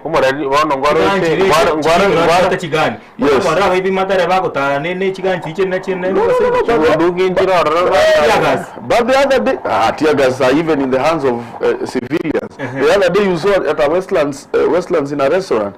People came during the day, in daylight, CCTV, and they were robbing people. I don't want to imagine that those are policemen.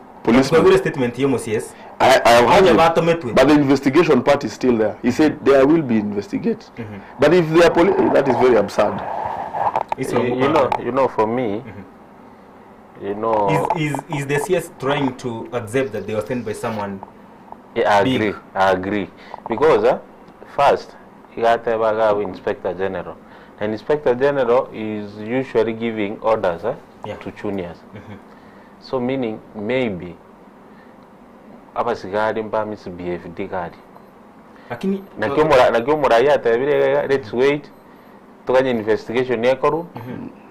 Tukanye because now he has assured the country maybe the juniors they misbehaved. Teto ba eri baga tukanye go semba kore investigation yake koera tumanye maybe to ba 1 to 2 weeks. The government is trying. Unaona kote yangu ara murawane banda go teri mate Western bakarasa banda ndo akutumeke episto ye church.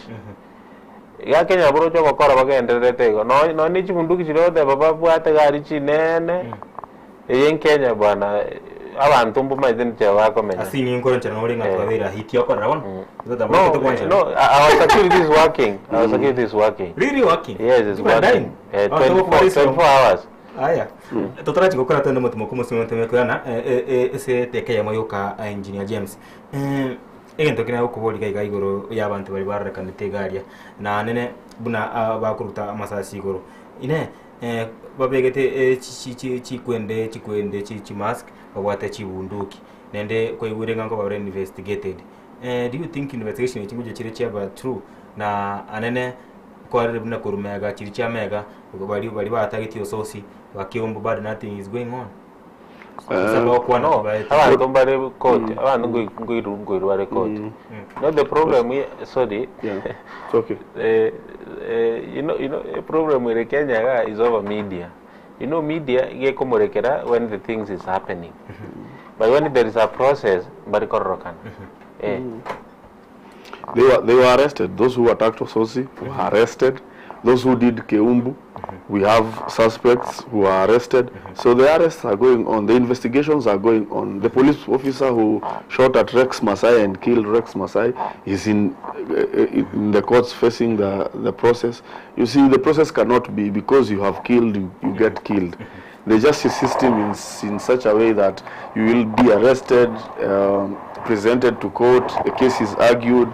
When you're found guilty, you are convicted. If not, you're left free. Gorna tole tukwana igoro yechiguni na nene bali bago tumo babwatiru bali bakumotoma marabyaba nike batari ko bwatiru ningo bwanete ko bwatu bali batomire chiguni bose bali bakubotoma kubatumika obe mwachi mwachiteka cha utokene 30 igure chinsesano chabona mambi to yente kukwana hamo na engineer James Masese mokwa na bayigo engineer Isro Babu oyo makoligie kero kibugabana yani kero kibo senator se county Robi James Masese na bayigo Isro Babu nere maisa yonsi gabegete sekero kibo senator boliabwe county ya Kisii tokana ko ndratore kukwana na amange hime yege siasa na bayigo bachi kukwana iganga yabo yo koliyo senator se county Chibere to masagos Etorobini nigega ndrete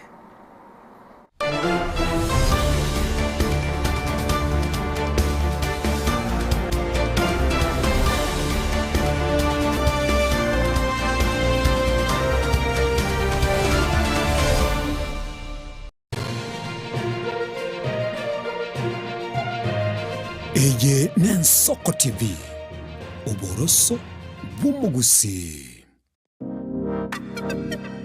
magega ya television ya Ensoko wikasero yao kwa nyori baga ligi yaliyokuralia asegete sena mbeyemo imena isiko yeliroba liyagusi onye kubwa tokuralia bokwenyulia ogukwa gose okubonchulia bono na bokonyoli bagali ya bene liyokuralia asegete senike asoliguri liyake busani tolikere gose twakere simigwitere namba yaito yobonchulia 0788666662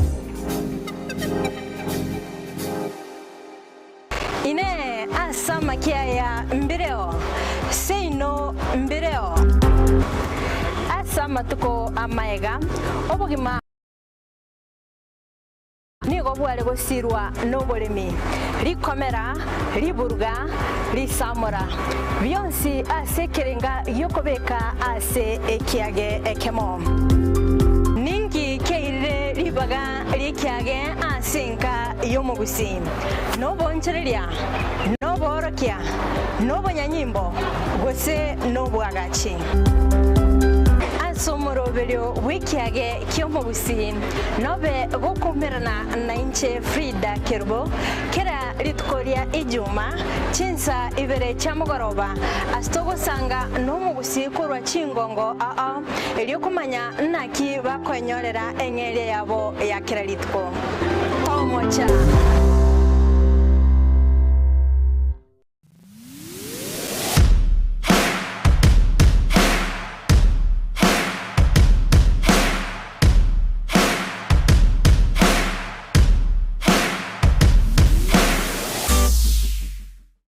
Mwanchu muligereri Ensoko TV egeta sena mbeyemo aseliro baliagusi aiga no mugusi yakwa iguribaga na konyarbaga gotegereru ase chinse 24 asa matuko atanabera seiki Mwanchu muligereri Ensoko TV nechikobwata ase chi county cheto ibere chiagusi ekse county ya Nyamira na county ya Kisii ase njira yoboikeranu na nene mono ntonyare ko batoko genda ase bali chinse mo chire isiko yagusi sichinse mobune chana kuru Mwanchu muligereri elitonyara kwa batoko wa umugusi ora sensemo ya nakuru libaga elianyara kwa koigwewa na nemono ntonyara kwa batoko so asichinse mu Childoret no mugusi ora asichinse mu Childoret nera nyara kwa koigwewa Mwanchu muligereri ntonyara kwa batoko genda asibali barasa masamba una chinse mu Chiamulo aliaso mugusi yale emuletie tonyara kwa batoko ireke gusi oro no mugusi anyara kwa koigwewa asenchera enkeranu chinse mu Chiamumbasa ntonyara kwa batoko ikoro nelio mugusi nere anyare koba gakoyigwa asenchera enkeranu aiga omwanchu muligereria segeta senigia Ensoko TV no gotochi koba togokora ege korugeito tonyare koba togekora asenchera bwenerete mwanchu muligereri aiga ntokoreri bina nekera obwato muchando wasiririo yo mino mwanchu muligereri tonyare koba togokoreria okorari kwanya gosira asenchera bwenerete Ensoko TV oboroso bwomugusi Mrna nabalibe chinguru Erikwe manyabo na wataka kuruchitananya chinse Frida Kerubo Innocent Onyango Clinton Ondigi Diana Ndemo Ishmael Mogere Linet Nyambane Daniel Omwaga Eke Nakige Kos kiamesa ya mang'ana maya.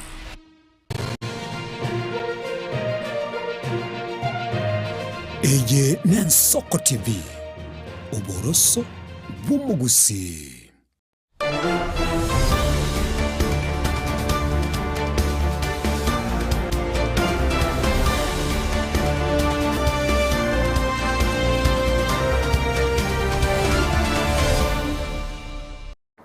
Karibu na ndo mwancho mweri atideka chabutokene meronge tato na isana chinsa ni isano chabana mambi geteseni Etorobini yale geteseni ne Ensoko TV no muro bene Etorobini senchiri abene ko kwarga ne sentunda ya gata to ne yo mweri kigima asomoro bene Etorobini chuma ayali tko oriare gato gane to kwana na engineer James Masese uyo kuriye kirgo kebo senete me county ya Nairobi na baigo engineer Isrom Babu oinero begeto banyamasiwa yo so kuriye kirgo kebo seneta se county area ya Kisii ibiroge bye kama kibatere na Richard Momonyonka kendo kikabona nigo kibatere na Edwin Sifuna toga ndete gukwana sengi uchinga kisana tuchakire kuru sore James ine abantu abo bako batuma marieta abakwanikira to kwanigoro chigunsi abantu batuma basaye saye baumya korocha abandi bagasira magimabo abantu babasaye baita basaye bandi korran bakabwatu kalao bagaito bakabakarusi uchianga baria bakwanika nki batari kubwata rwakini babwata basaya ngoroche omwesiesi mayaga omwesiesi amatuka itirega nate yabanga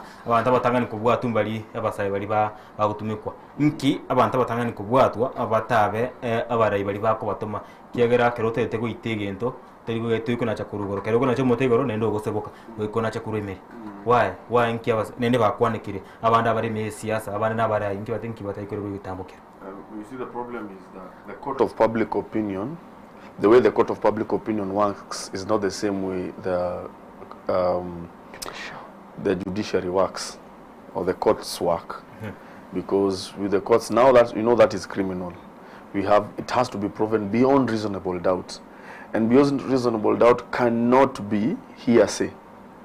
Cannot be hearsay. You know, Islam ndiye anatuma watu because niliona Islam now juzi. No, there has to be compelling reasons as to the happenings that have happened that can be connected to him, so that for him to be arrested. So that's where it becomes a problem in apprehending actually who the people who give these instructions for the goons to go and cause mayhem. Yes. Babu.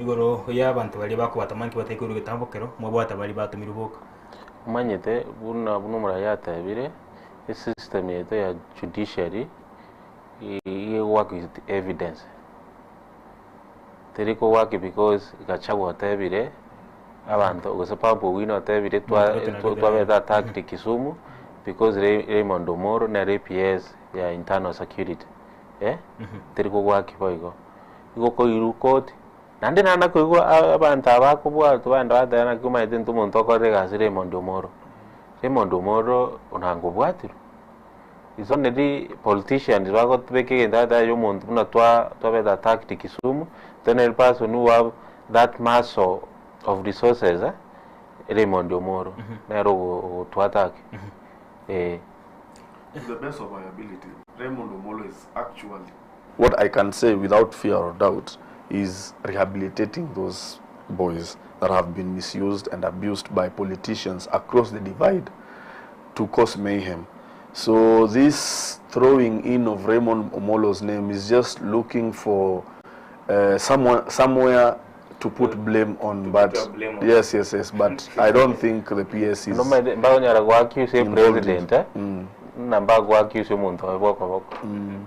Now to make sure root or and room on top background, they started Raymond Omoro. Haya mbiamano kabisa. Tunaenda kwa ngale siasa mwanchongeria. Tokira no force ngichinga kide kaya moyoka. IBC nebekire ese era triboniga na tokote banga when it was inherited na erased the con it had the deficit of the trust. A trust ya ege wate deficit sana kuchia saba Kenya. Korengana kurumegana kwa rebo chori bako korekana. Kwa wande wabeire kwa rebo ya wakawande bakwana defied na former Chief Justice Maraga. Time think ora kwa igoro ye enkwana bune igoro ya IBC ntonyamini torremo ngutera korre enkwana ya takon kawote kabwancha nga bribery nega ndrete sinsemo au ntonyamini IBC na negosio bobo chawre bwanna na negosio kito chika korekana asol kala Yeah, we can have trust in them. We have seen they have delivered a few by-elections that we've given them. But remember, the general election is not like a by-election. The general election, you have 6 elective posts being vied for across the country. If I can talk about Nairobi only, we have 85 wards, 17 constituencies, governor, senator, and then the president. The MCS is now 85. So you can imagine how hectic it is when it is spread now. The scope is bigger. The work they're supposed to do is bigger. So judging, if we can give them a benefit of doubt, judging from the by-elections, but I would want them to put in more efforts, knowing that the general election is not an easy thing. It is a very complex issue. That's where now the people of Kenya have a chance to elect their president and the person they think should steer this country moving forward. So it is usually very emotive more than the by-elections. For now, a benefit of doubt is okay, but there is more that they need to do. We need to see them doing a lot of civic education to the voters so that voters are also aware that why they should come out and vote and why they should be voting for people with integrity. Okay, so yeah. Isram babu ndeto rweli klipu kia omunya kirogo wekombe kirege ABC kichimbe na mocho limense ya Kenya rasta zitakon arafu kurgabu manya kuruwe mkwana yao tokuchikosko chimutu sengiche chinga. Some outlets, the scale of bribery is massive. We have also been alerted of the presence of state officials in Olkalau, which is not a problem as long as they are doing their ordinary duties. But where they are there to interfere, that is also very unfortunate. These small incidences are a precursor of what is likely to happen in 2027.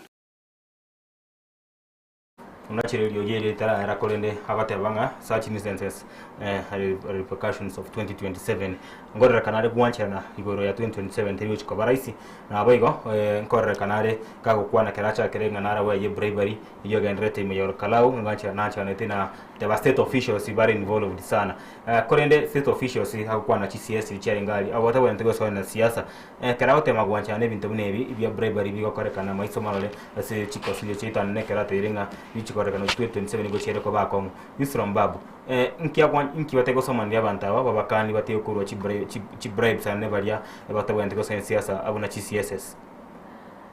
You know, just there's an evidence, the state officials Barengor Karao and which may not have if they were for an ordinary duties, meaning a job description, yes, it's part of the ground, correct?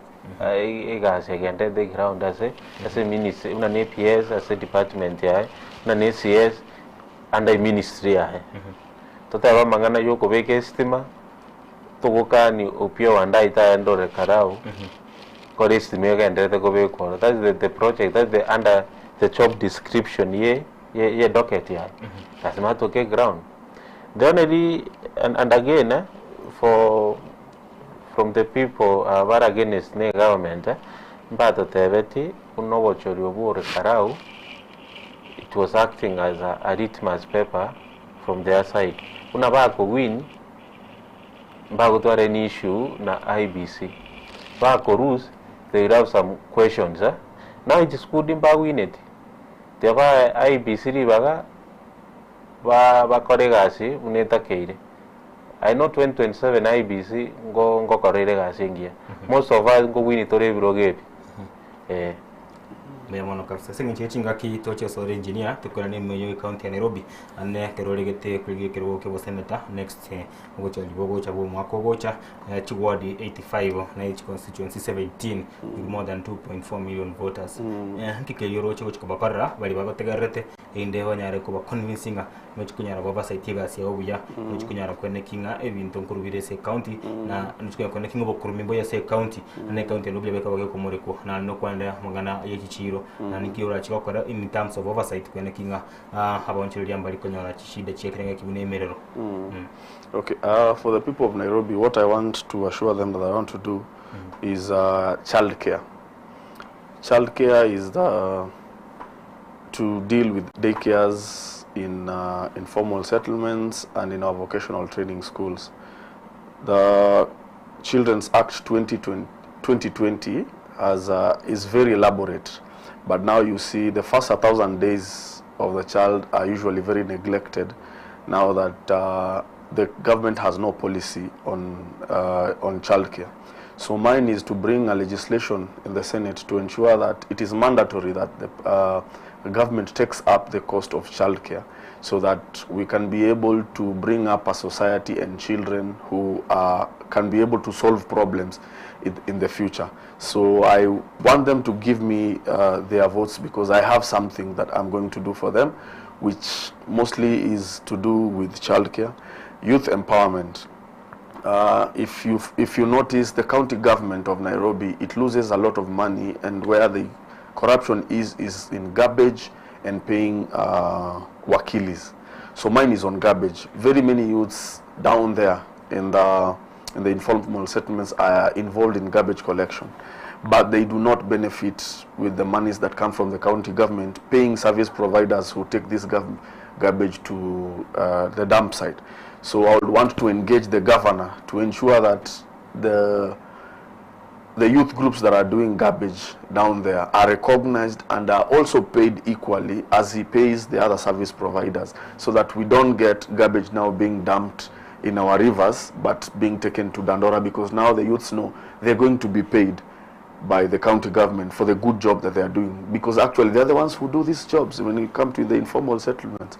So those are the most two important things that I want to center my campaign on, just to ensure that I sell this idea to the people of Nairobi, so that I get elected on what exactly I will do, rather than being brought by my party and say, now this is our senator. They can also be able to know, this is what he's going to do for Nairobi. So an issue-based politics kind of campaign. Yes. Asante sana na kore nganga bakwigure nende karucho bokone ground muchiko iroro nende bamanye bukwebu abacho buna mo senator Islam Babu singiche chingaki na bokwana na abamenyi ba okoro county ya Kisii bali tetyo okore merimo osomwa ko gocha buna mo senator njaba gusi ndete ko bashwa come 2027 kinda nyore kenteke. I will make sure we can investigate buna chibeza che county chigo tumeka mono kurwa se governor ni chi county official, and we can protect the interest cha abantu ba Kisii as a senate, to make sure abantu ba Kisii county yogiri abure yo kanda as a senate and tonyore gent ko 10.2 this financial year billion to at least 13 billion to konya abari beto be chikawa na abari beto be chai as a county ito. Igombe mono kabisa. Kende Johnson ende, any last word? My last word will be, as Kenyans, let's maintain peace. Let's do issue-based politics. We don't have any other country. We only have this one country called Kenya, a beautiful country where everyone wants to come to. Let's do politics, progressive politics, and not retrogressive politics. Let's give everyone a chance to be heard. Let everyone campaign. And to my fellow youths, please do not allow yourselves to be misused and abused by these politicians, because at the end of the day, they will not be arrested. It is you who will be arrested, because there is nothing that can be traced back to them. And that's why after you are arrested, they use other new goons to do that job. So please, let's refrain from such kind of activities. Thank you very much. Nande tiga our youths bamanye abashimiwa barabumba babwate shaya abango kaliere bia na insurance babwate nene ni baumia na baganda Nairobi hospital ni chinya gidari chinene tiga youths baitu bamanye Kenyatta National Hospital space teyo kiba umire space teyo nande bamanye mbabu ati legal fee kiba abwatirwe mbabu ati bezo bwaga no mu advocate umuishimiwa gako batiga achero muntu mungao tiga baba ngaini Biamono asoba semi umwaro gucha saba sai ane batumike buya nende mbebe kane siasa chiri chio koretera amakweli na baiga maafa no bane maruga se bare marasa gimabonsi imense ya Kenya ne katro chebo cholya bane ubwatiri birari ni imense ya Kenya biamono sogocha engineer Islam biamono sogocha engineer James na nene kwa nitkulinde so bwancha na guikabaiga tuwakwandira mangana mange nende kero tukubariga nende moche tukwanege siasa ne kero mugendre tukwibanga kobolyo bo senator county au county ya Nairobi ni county ya Kisii na kobaganira maya sekera chingaki muyamona kabisa mwache mwelia tuwekera mweli umuro Etorobini mambia bonega twarengenere engineer James Masese mukwa oyo koligia oyo okoli okerese se ngokwanda twari gukwana anere engineer James Masese mukwa nabaigo ngote banga twengenere Isrom Babu modekto nengo nkwandrare tingwe tinki abonte bikorende kwete gukora umuroberie senchera ire ya bene mambi yabonega nere engineer James Masese mukwa uyo kurye kiruke bo senator ase county Nairobi mwegure amararaye ochiko konya abana nabo igo higatete gucia konyara gukonya balia bakoro bakorusie obi me county Nairobi abukorengana nere nigo batigire be konyara bese saine na bakonya tibese china abantu abangaho guchikone kinga basaye konyara bare mirimo gwetera so okurusie obi me county ya Nairobi nabo igo kwegure Isrom Babu nere achikone kinga secretary yoboremi kobere bya nabo igo bokurumya se county ya Kisii ya nesba sikigosira kibento ikera abantu ango chikoba kinyara chiko geli bwana kwene kibese nchira bene abayigo bode mwimeri anko bibiri byase county area ya Kisii kwa karanga mbya mwana so chara ko bana nche mambye yabone yo muroberi Etorobini tugendere gukwana ngo tebanga kilipu nkere kibene tego chia sontarachi gukora muroberi ese mambye yabone gano mu directone torachi kugichia sa korene torachi gukora nyoranga ritku ya rero nga team ya Harambee Starlets kituo chikokora kabisa sema chikosori ketochi kumera mambi gochakira chinsa isa nesa togoika egetone egie chinsa ikomicha margo batochi gukwana chikosori anne tochi kugerere igoro ye team yeto ye team yense Harambee Starlets bakora uno musubati Beldin Odemba oiba ile twengene last week oyukora team ya national team sense area ya Jamhuri Grounds High School akakwana mangenere kuneto akakwana mega yech camera na niga negatinga gwekaba swati bachi kokora buya baikirime ya France esabagane tramegiri ke mukoro bairuke ko ya mukoro France bachi kogenda baka sense area ya Morocco Rabat ase bino bya WAFCON byo kunya tare 26 chimoti nyoyiga bichikwera tare 16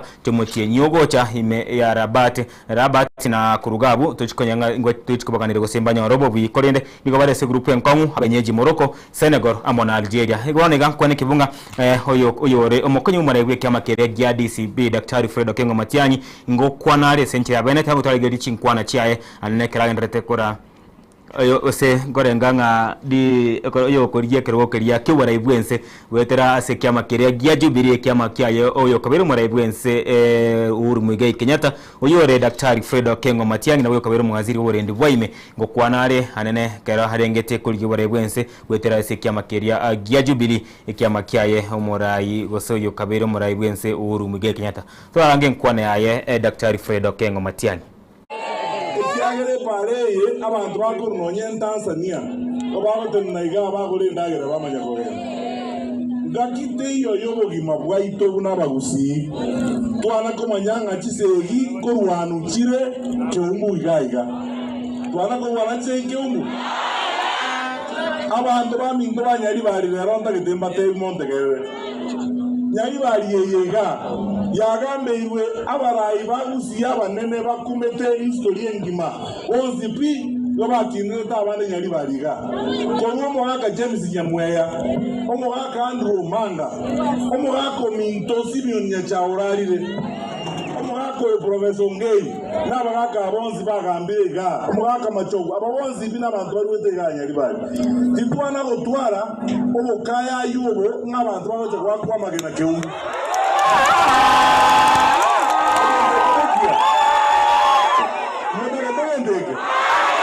abantu baminto tigambateri igombo ligichikura isiko gana chagale ara senge njegende igombo etana na isiko ngombo ligichikura cha Kenya jo president bora ni numwantebi ndiki go sentige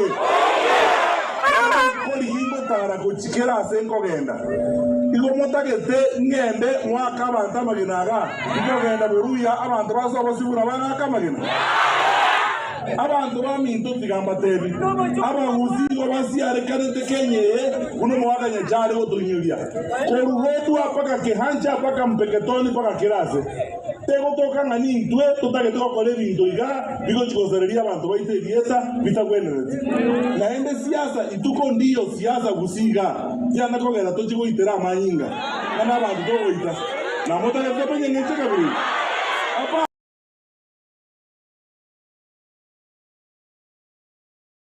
masikani no bwanchani na kosika abantu baito bagusi koibana nge ege ndokelia kore kana nege ndekewe naenda bamura bali balenge ga balinda mwananchi abamura baito bale bande ga iga bagusi no bali na barwe gurugweli na bantu ko genda tole sobo bone nchi kula toko likenye ngima muisonde ne munarenge eguki muisonde yene na hayo narenge mambi ko enda de masai naro koli kula kumota ke tabantu batiko ngaka mageno ase ngito waka kama na abasoro ira abantu baminto titowe ko itaberege ndeke nonya asini bono gato igore echaptenia lakini momanye iga abantu baito estari yo kore bindebi igemata ke tokora ya watana n'abantu baito bagusi mbali gendo engenje kabire naenda bagusi tito wanja twatana nekane mwanje twatana nekane abagusi go togotere na amo 20p oise korora mangana abeire iga nonye kwari korora igoro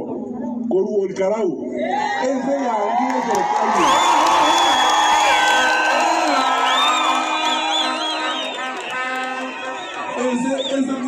serikali ese yangire serikali naende tigaba tigone kongaina ngaina abantu obwene bolinga abantu bakanire bone batage tobogambi oye chenjenya naende bomanye tenga inche nonde tayare korusie sati tosukie ngasibusi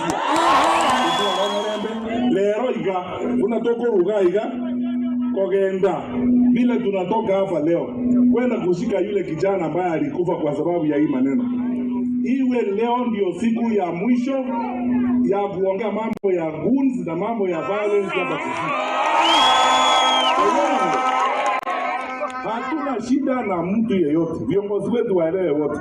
Hata kama tuko kwa chama moja, sawa, sisi ni demokrasia. Hata kama wewe unataka kuunga mkono serikali, sawa, hiyo ni haki yako ya kidemokrasia. Lakini kumwaga damu, hapana. Kuua watu, hapana. Unasema unataka hivyo?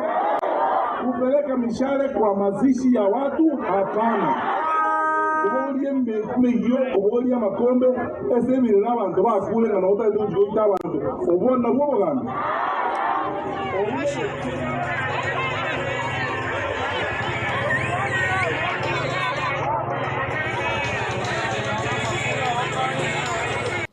Mancho mwiriria korenganga engineer Isrom hamwe na engineer James yuno omukoyi mumurebe kya magya Jubilee korengana ncherare gucia samatanga yo musauri osi musirete kwegure gabate aba busi bachama batigane kisi kabisa bakore kya makelino yokoreke mutigane kabisa mwani kisegi osabiro murembe unaga chikutini ko musaurero murembe ne meya busi yerebuya osingaki aba agana butagete bia mono kabisa mwancho mwiriria kya butechi deke 50 sana ebiri kinsani sana chabona mambia kwana ya matiangi na ere gutikyo mwiriria na engineer James Masese mukwana wa engineer Isrom Babu yokuliyobo senator se county ya Kisii na James Masese akuliyobo senator se county ya Nairobi no toiko mwerio bakene chinga kichinde tuchikomera na tokwana mangani siasa kuika ichume gocha kwendi tukolia ankyo tomera naende osomero biri gwechi gose na banyanga ngotokwana mwe chigosori tokwana World Cup tokwana AFCON tokwana na amangana ye league ya yense ya Kenya yechi saini chendre tokare kana chinsemo mega yechi camera ingotwa wate Joshua Nyauma director Zak Nelly amona bande hawene kinga chibi chama na mwerio ya gwikira senchera ere ya bene bye bye Etorobini ya ikiro mwerio emambia ya bono iga.